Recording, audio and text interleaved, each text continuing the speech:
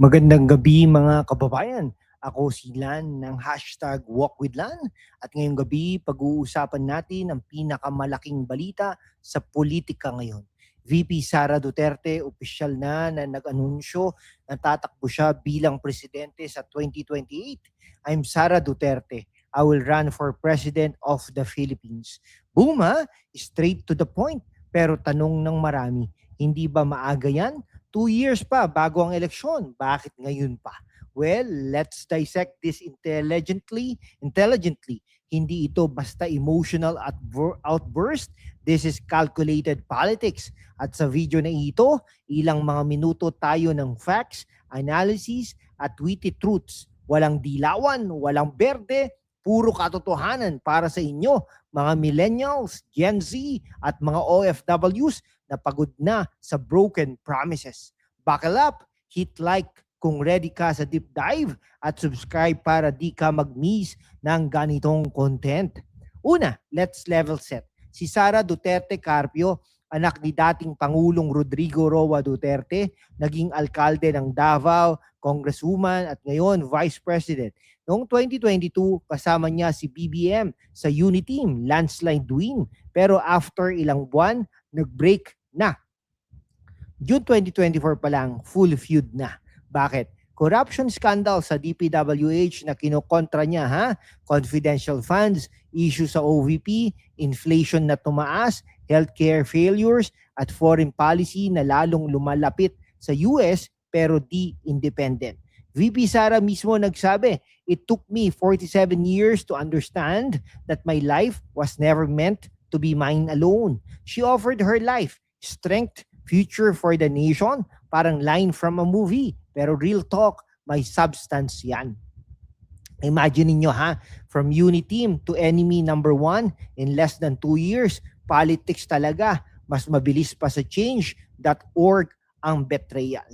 Oo ha, maaga, 2 years pa. Normal na mag-announce ang mga kandidato 1 year before filing. Late 2027 yan kasi October ang registration nila no? Pero bakit ngayon? Analyze natin. Defense strategy versus impeachment. Multiple impeachment complaints na laban sa kanya. Corruption, betrayal of public trust, death threat daw kay BBM.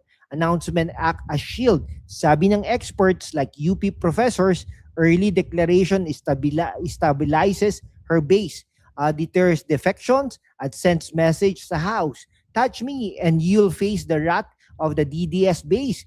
Hindi ito takot, it's a chess. Kung ma-impeach siya bago 2025, disqualified siya. So announce early to rally support and make it politically costly to proceed. Preempt vilification. Sabi niya mismo, politicians usually avoid announcing early to avoid being targeted. But this administration had already been destroying my name for a long time. So bakit maghintay? Early move hardens alliances, lalo na sa Mindanao at DDS loyalist.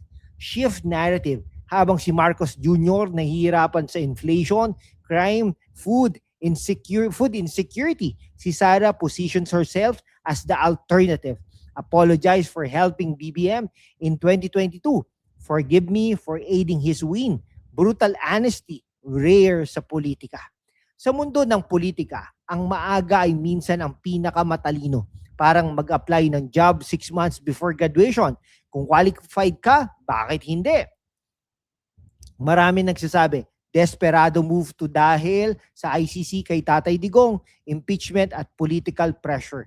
O timing suspicious right after renewed impeachment talks at ICC developments. Pero critics forget, sa Philippine politics, early declarations happen. Remember ERAP in 2004 or others? At si Sara, consistent sa surveys yan. Top contender pa rin despite the feud. Ngayon intellectual point. Early announcement is a power play. It forces opponents to react early, exposes weaknesses ng current admin, at builds momentum. Hindi desperation. It's dominance. Kung takot siya, magtago siya. Pero she step up sa OVP, presscon, face-to-face. Para sa mga kabataan, think critically. Hindi lahat ng maaga ay mali. Sa startup world, first mover advantage. Sa politics, same control the narrative. Bakit favor si Sara? Fact-based. Proven executive experience. Davao Mayor, low crime, business friendly. Strong base sa Mindanao, Visayas at DDS nationwide. Focus sa independent foreign policy. Less US leaning. More balance. China, ASEAN. Anti-corruption stance. Expose confidential funds issue. Now, youth appeal, no? Direct, no nonsense. It speaks like us, mema moments, pero serious. Okay, anong vision niya? Address inflation, healthcare, crime, food security, hindi vague promises, specific gripes sa current admin at legacy ng tatay, discipline, safety, pro-poor, pero tough. Kung si BBM ay bagong Pilipinas, si Sara naman back to basics, walang paligoy-ligoy, diretso sa problema. Anong vision po ni Vice President Sara Duterte sa pagkapangulo sa 2028 na tingin naman natin ay mananalo na talaga na siya ng sigurado? Tayo rin po ang nag-predict na mananalo si Bongbong Marcos at Sara Duterte noong 2022. Ay ngayon, 2028, mananalo po yan si Sara Duterte. Tayo rin po nagsabi na si Isko Moreno mananalo. Si Malapitan, okay? Si Belmonte. At kung sino-sino pa po, no? 90% of the time na sinabi nating mananalo ay nanalo po nga, no? So tingin natin mananalo si Sara Duterte. Okay, ngayon, better ano po, no? Ayan, talagang possible return to strongman style pero with checks. She learned from criticisms, better OFW protection, lower cost of living, stronger anti-drug pero humane at truly independent Pilipinas. Okay, para sa mga OFWs, imagine niyo remittances na hindi kainin ng inflation. Para sa mga kabataan, jobs, education, less red tape. Pero, need niya i-address ang ICC legacy. Di madali, pero siya ang may guts to apologize ang pivot. Mga kababayan, sa mundo kung saan ang kasinungalingan ay nangingibabaw, ang katotohanan ang unang sinisikil. Pero kasama kayo, magpapatuloy tayo sa laban, walang takot, walang kinikilingan, at laging handa para sa bayan. Sumali na sa aking YouTube channel membership sa #WalkWithLan at tulungan natin ang channel na maabot ang 100,000 subscribers.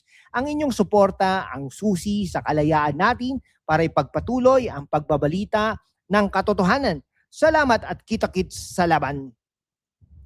Okay, so maaga ba? Oo, pero strategic, bold, at timely sa panahon ng crisis. Kayo, ano sa tingin ninyo? Comment down below. Sara 2028, yes or no? Share this video sa mga kaibigan nyong OFW at kabataan. Like, subscribe, bell on. Next videos, deeper pa. Salamat mga Patriots. God bless the Philippines. Mabuhay po ang Pilipinas.